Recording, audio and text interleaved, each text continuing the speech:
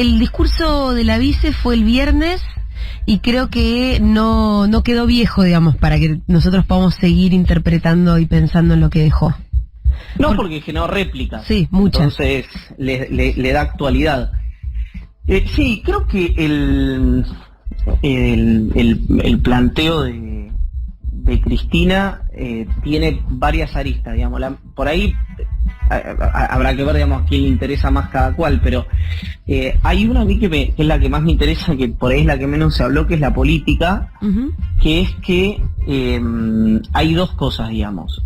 Cristina lo que está diciendo abiertamente es: como accionista mayoritaria del espacio, a este espacio, digamos, a la parte mayoritaria de este espacio lo conduzco yo, y lo conduzco por ahora desde adentro. No voy a romper, es un debate de ideas textual de la vicepresidenta, y yo los debates de ideas los doy adentro. Ahora, hasta ahí interpretación. Yo hablé con gente que tiene vínculo semanal, diario, depende, con la vicepresidenta, y dice, sí, ojo, esa interpretación vale para el presente, no para el futuro, porque de no mediar cambios, no está claro que esa siga siendo la postura, claro, exactamente. Sí.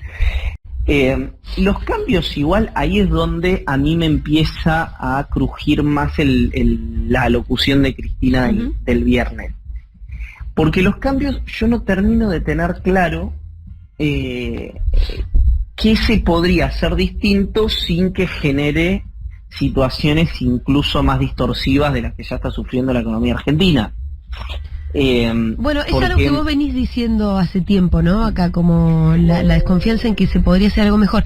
Yo te escuché el sábado en tu programa y vos dijiste que habías hablado, no sé, con alguien cercano también del entorno kirchnerista, que te había dicho, no, sí, nosotros sabemos exactamente lo que hay que hacer. Exacto. Pero no te dijo qué. No, porque cuando uno... Después, ahí está también la interpretación, ¿no? Es decir, vos por ahí, para llegar a ¿cómo se llama? Ay, qué desastre que soy. Para las líneas urbanas en la capital, que tenía que haber Bahía Blanca, pero no lo conoce nadie. Pero quiero decir, para llegar a un lugar, vos podés creer que te tenés que tomar, un camino determinado, pero bueno, tal vez ese camino determinado no te lleva hacia ahí. Yo es lo que sentí eso en el discurso de Cristina, es decir, soluciones en el pasado para problemas del presente y del futuro. Digo, cuando Cristina hace un shock distributivo bestial en 2011, que los salarios aumentan 27% en dólares, que es algo que creo que no debe pasar en ningún lugar del mundo, la contracara de eso, o mejor dicho, la explicación de por qué pudo hacer eso, porque tenía 50.000 millones de dólares de reserva. Sí. Entonces, vos para... 4.000. Entonces, vos para tolerar... 4, y además que tenés que hacer pagos de intereses, de capital, bueno, en fin. Sí. Además de la deuda, ¿no? Digo, vos para sostener los aumentos salariales, que eso te demanda consumo, actividad, importaciones, etcétera, necesitas dólares del Banco Central. Ya lo hablamos 12 millones de veces esto, digamos, es aburrido, pero hasta el momento no se inventó otra manera. Entonces, la demanda de dólares que generaría un shock distributivo, al margen de la discusión que se genera, esta es una discusión de economistas en la que yo no me quiero meter, lo que podría generar en términos inflacionarios, es que vos esos dólares no los tenés. Tanto no los tenés, que yo lo contaba hoy en el newsletter, hubo una reunión el domingo pasado, o sea, anteayer no, el anterior, entre Alberto, Guzmán y Pese, en el que vieron que la economía estaba creciendo mucho más fuerte de lo que los dólares que tiene el central puede tolerar. Entonces, lo que supongo va a hacer el gobierno va a ser inducir un enfriamiento de la economía. Porque ¿cuál es la alternativa de eso? Decir, bueno, pero ¿para qué inducen un enfriamiento? Bueno, porque si no lo que te empieza a pasar es que empiezan las protestas porque no dejas importar, etcétera, etcétera, etcétera, se te empiezan a ir los dólares y puedes tener un estallido cambiario. Ahí no hay muchas novedades. Es decir, ¿por qué en 2011 había 50.000 millones de dólares de reserva y termina Cristina el mandato con un cepo muy rígido y un control muy muy fuerte del mercado cambiario? Bueno, porque esas reservas se fueron a algún lado. Bueno, esas reservas... Pero esas reservas garparon el crecimiento, ¿o no?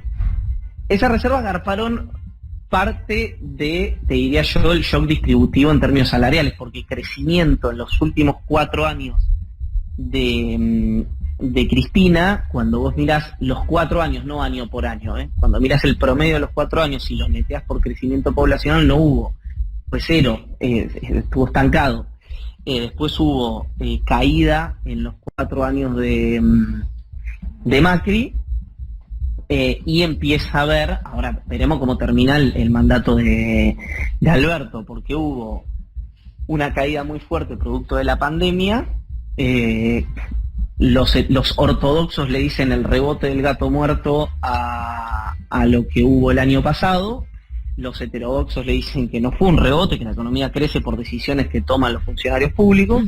Bueno, y ahora hay que ver qué pasa este año y el que viene. El rebote de gato muerto.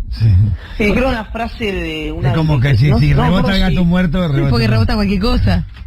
No me acuerdo si fue Ann Kruger, Christine Lagarde o algún otro director o directora del Fondo Monetario que patentó la frase, y ahora tengo un blanco en la cabeza. Pero lo cierto es que tal vez es la primera vez en un par de mandatos por lo menos que un presidente se va o termina su mandato, porque Alberto Fernández podría reelegir por lo pronto si quisiera ser candidato y después si la gente lo acompaña, con un mandato que termine con crecimiento.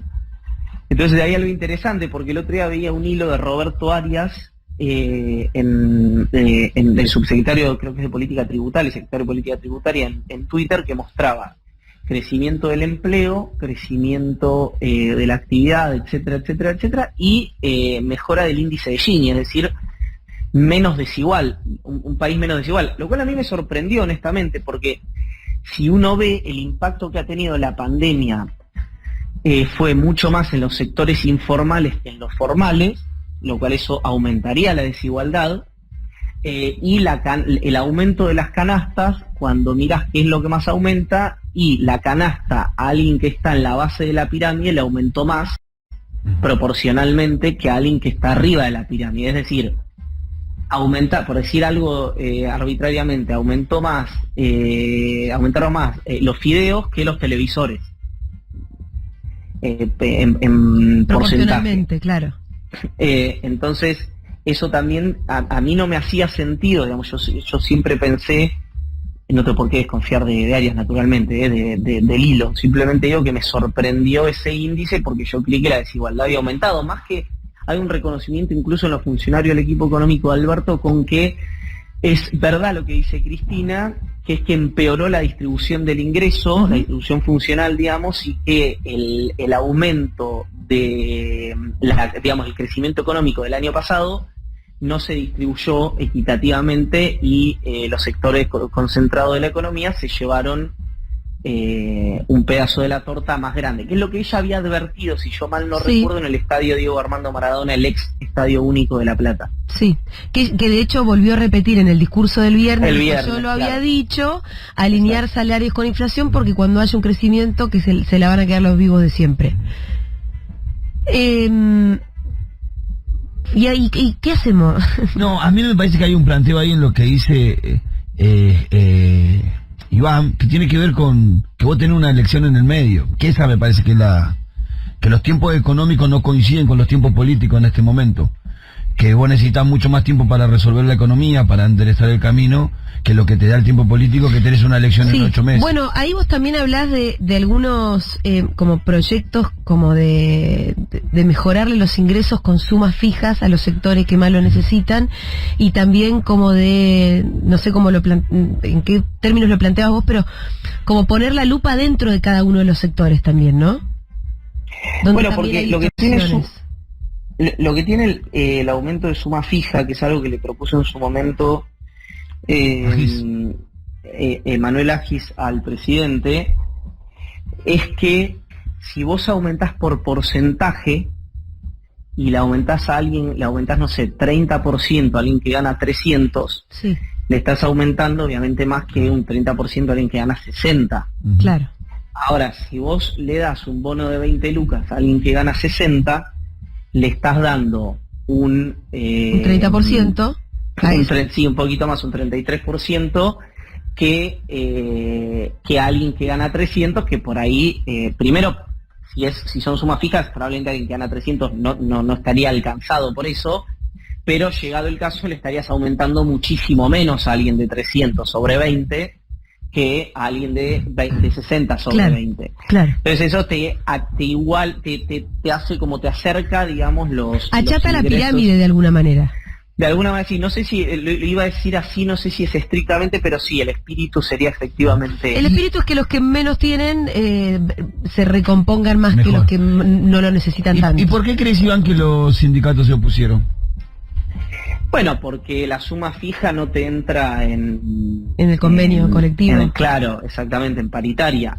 Y después acá, a mí me parece que hay que, así como no se puede permitir que las empresas del exterior, con acceso al contado con liqui y después al mercado único libre de cambio, cancele deuda de 100 palos con 50, también hay que preguntarse si en un país que todo no lo puede hacer, si los sindicatos que están en el techo de la pirámide está bien que tengan un 60% de aumento cuando los sectores informales pierden plata, porque acá la sábana es cortísima. Sí. Porque si no, al final del día yo a veces lo que veo, las propuestas son las mismas propuestas que le hace la izquierda al peronismo cuando el peronismo gobierna, ¿no? Que es que un jubilado gane lo mismo que un diputado nacional, o que un docente, o que un diputado gane lo mismo que un docente, o que... ¿no? Y el 92, 93, 95, 100% móvil, y si total no hay necesidad de gestionar, las demandas son infinitas. Claro. Digamos. Lo que pasa es que el kirchnerismo, en algunas cosas, por ejemplo, para mí una iniciativa muy interesante que fue la del adelanto del salario mínimo vital y móvil, que lo propone Máximo Kirchner y lo toma la Casa Rosada, valida la Casa Rosada ese anticipo.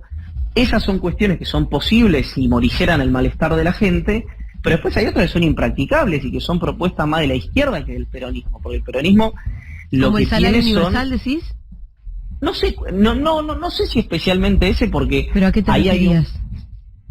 A esto de que hay que aumentarle un 80% a todos, claro, por ejemplo, ¿no? Claro. Bueno, a lo mejor hay que aumentarle un 80% a los que ganan 50, 60, no sé si hay que aumentarle un 80% a los que ganan 120, 130 o 140. Me parece interesante igual eso, como poner la lupa, porque hay distintas formas también de pensar en la redistribución.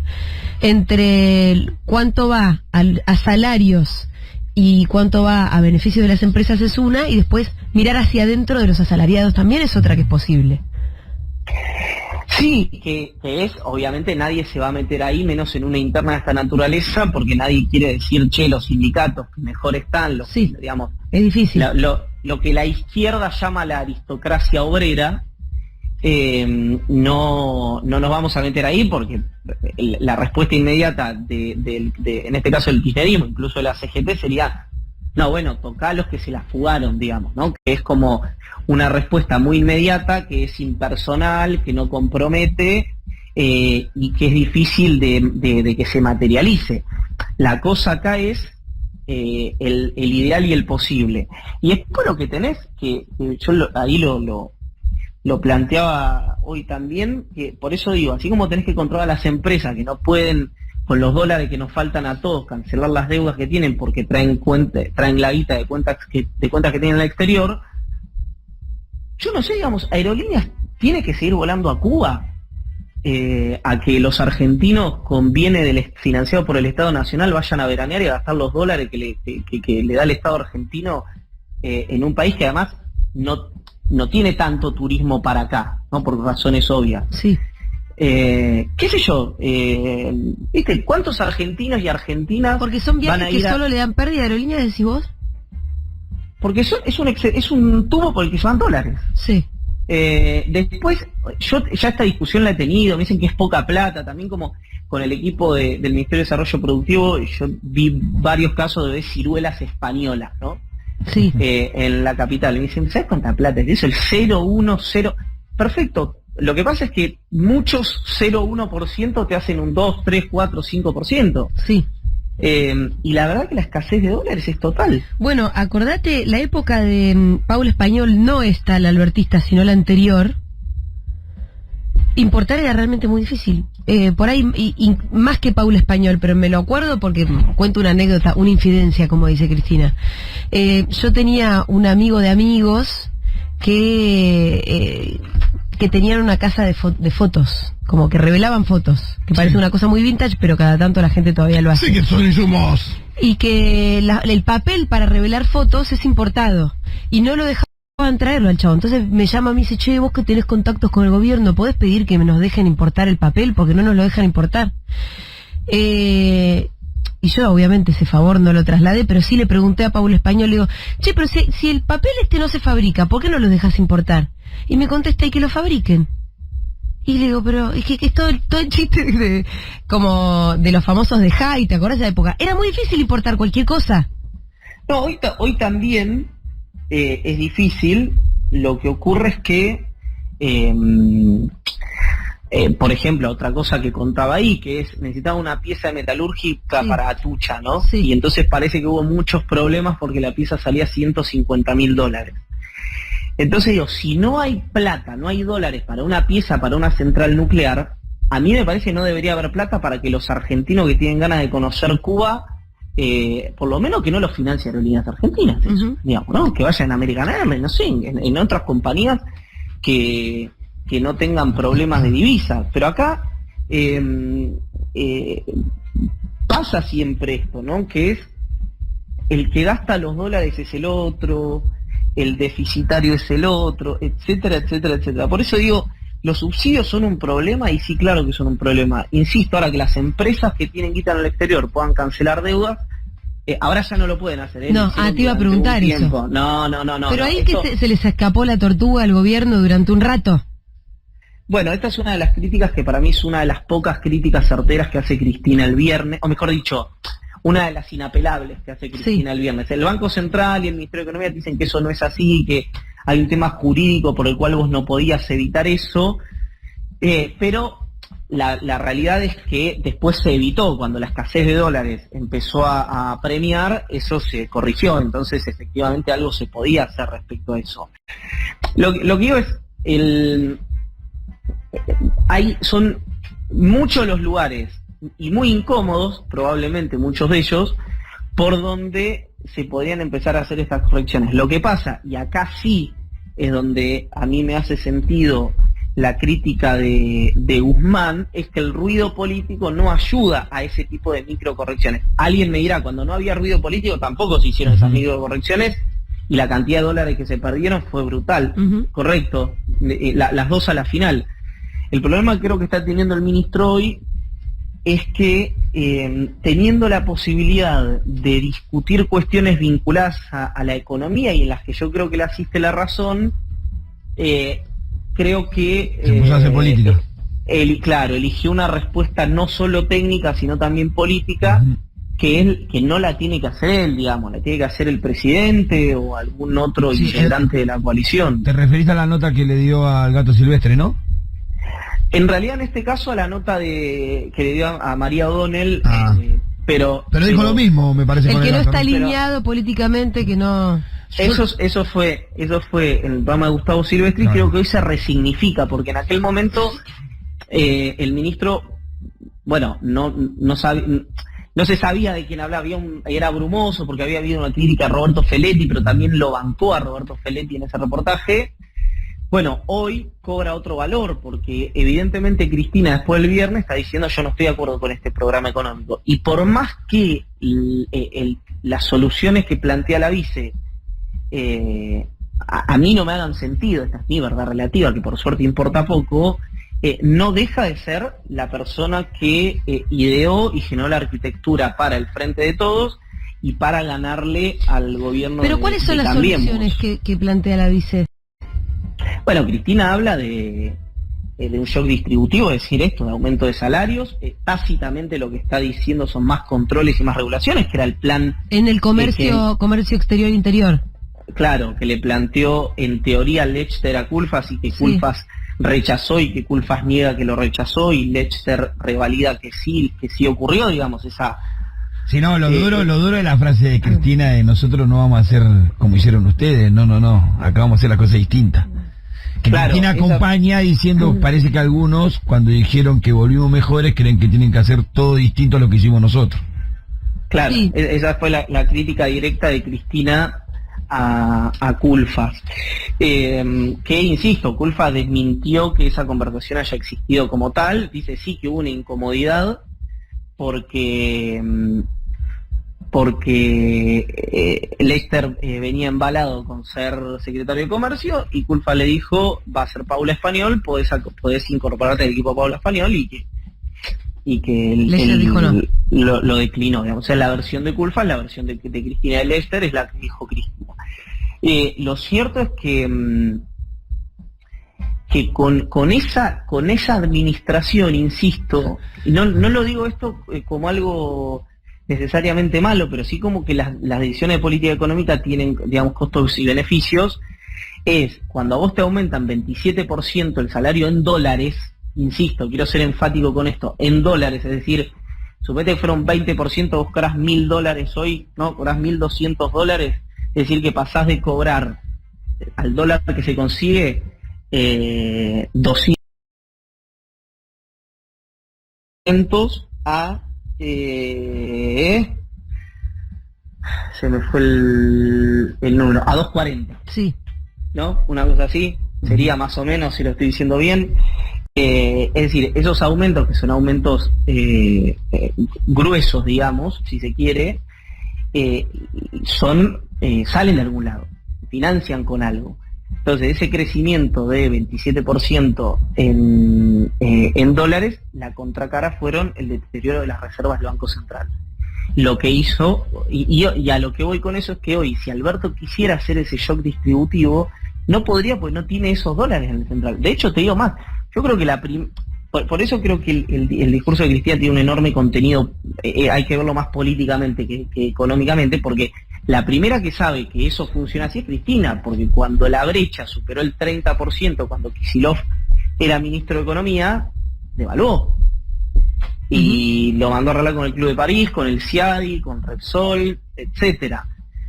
Entonces ahí hay como una dualidad que yo creo que tiene que ver con la incomodidad del proceso. Es decir, el kirchnerismo no es un espacio político que se sienta cómodo administrando situaciones como esta, porque el kirchnerismo lo que ha generado en los 3 mandatos que gobernó, con el apellido Kirchner, es una sensación, no sensación porque no sea cierta, sino digo como el clima de bienestar en términos de la calidad de vida de la gente.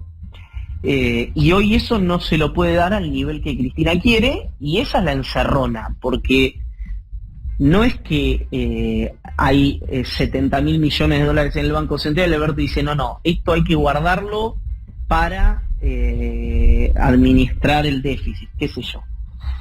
Lo que está tratando de hacer el gobierno es acumular esos dólares.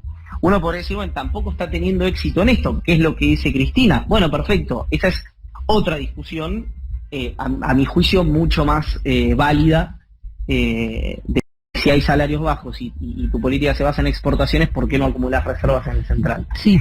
Pero es otra discusión, digamos, que no tiene que ver con la del shock salarial para el 100% de los trabajadores y trabajadoras de la Argentina. Ahora, ¿a dónde se están yendo los dólares si estamos como con récord de exportación y récord de precios de materias primas de las que exportamos? Bueno, la pregunta en realidad, más que si se están yendo o no, es... ¿Por qué no se están acumulando? Claro, y ahí hay una duda, porque ponele, el gobierno, si vos te fijás en los medios, dice que compró tanto, o sea, que compró 100, 200, etcétera, etcétera. Ahora, después, algunas consultoras dicen que, por ejemplo, que el 25 de marzo tenías 37.000 palos, pasaste a 43, ¿no? Y de ahí, y que hoy están en 41.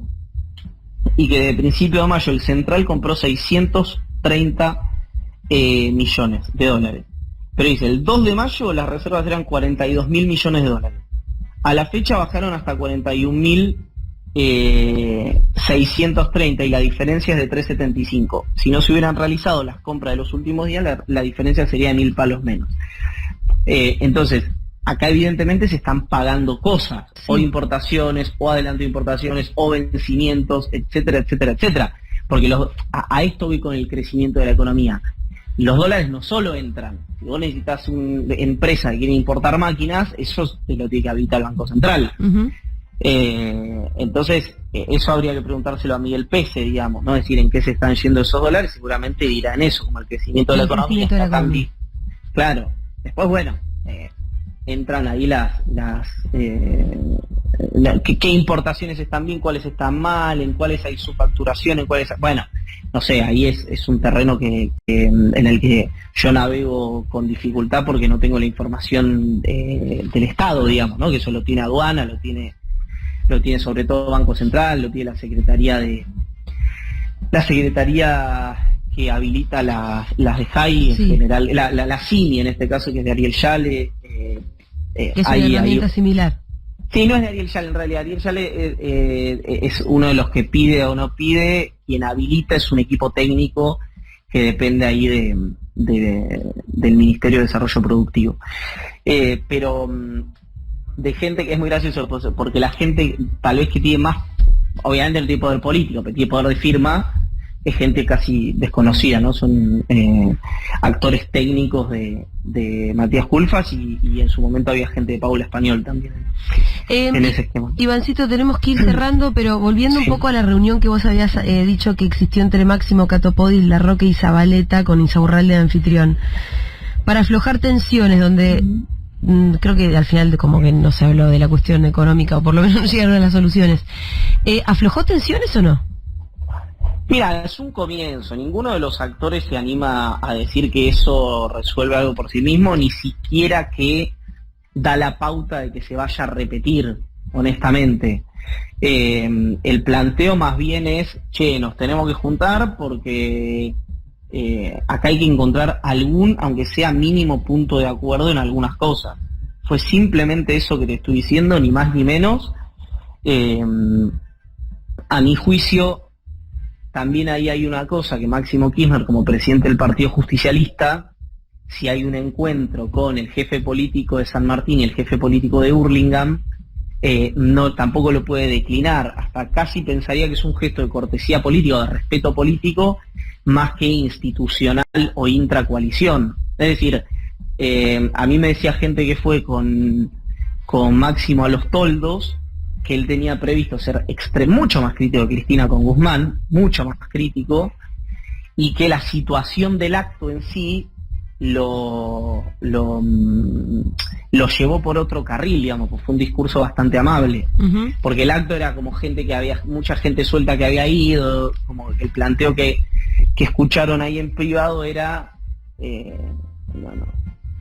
como que no daba el público para hacer un libelo antiguzmanista, digamos. Entonces también esas cosas van pesando, pero yo no veo un alto el fuego para nada. De hecho, después del discurso de Cristina, Alberto responde con que él no escondió la pobreza. Guzmán dice que Cristina fue inconsistente.